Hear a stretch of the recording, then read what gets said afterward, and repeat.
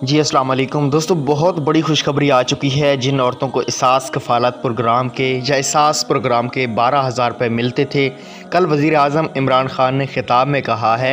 इस वक्त आप स्क्रीन पे लाइव प्रूफ भी देख सकते हैं, मैं कोई अपनी तरफ से वीडियो नहीं बना रहा।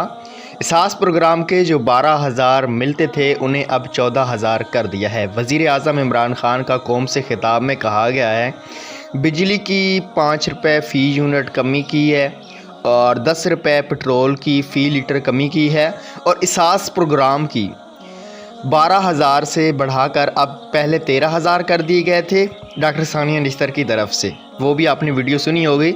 अब वज़ीर आज़म इमरान ख़ान की तरफ से 1,000 और बढ़ा दिया गया है।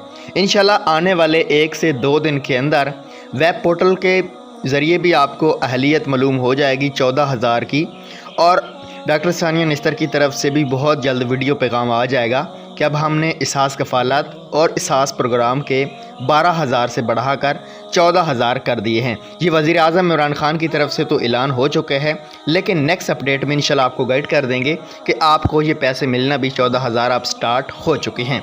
Thanks for watching this video.